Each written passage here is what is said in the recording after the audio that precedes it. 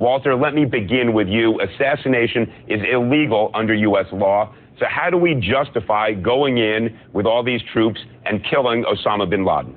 Well, first of all, assassination has been prohibited by a presidential executive order. A president can amend an executive order at any time. But this is not an assassination because it's conducted as part of an operation of military combat. As a matter of U.S. law, the authorization for the use of military force enacted after 9/11, which gives the president the authority to use force that he deems reasonable to go against those that were behind 9/11, clearly applies to bin Laden. So there's no question about its lawfulness under U.S. law. Under international law, bin Laden is an enemy combatant, and one of the points of war is that you can kill enemy combatants. Now, if they've surrendered and ceased being a combatant, then you have to take them into custody. But you have no obligation to make it easy for someone to surrender. Even the more restrictive view, Elliot, that some European nations hold, that you have to take steps that will not compromise your mission in order to take someone into custody rather than kill them when they're an enemy combatant. That standard is easily met here. This is in the middle of the night. They meet armed resistance. It takes 20 minutes to make it to the third floor. They don't know if the Pakistani military is going to be closing in, it's going to impede their departure.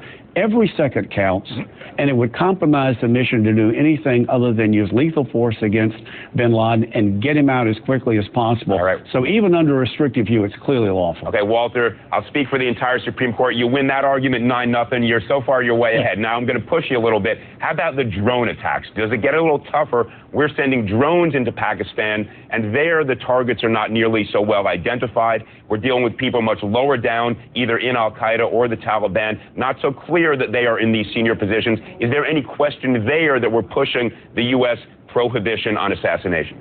I don't think so.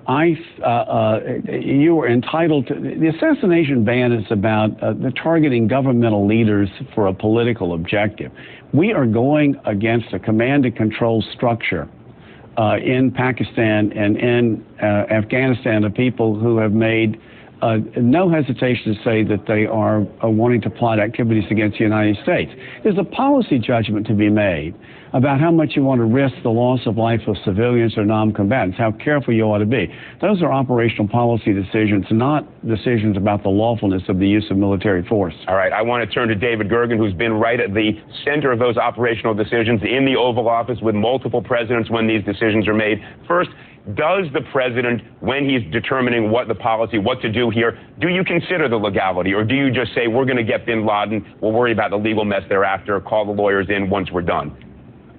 Sure. And President Clinton, the first thing he would have said was call Walter Dellinger and ask him, because he's the guy who's going to know.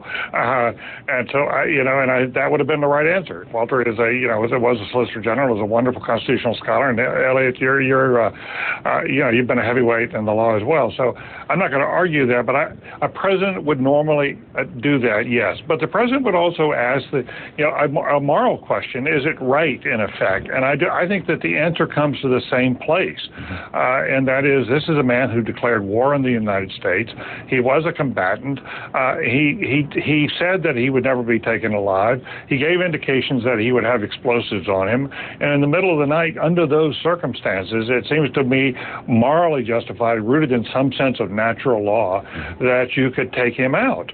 And I think it would be a pretty open and shut case, just as we did with Admiral Yamamoto during the Second World War, after he was the mastermind of the attack on Pearl Harbor. Right.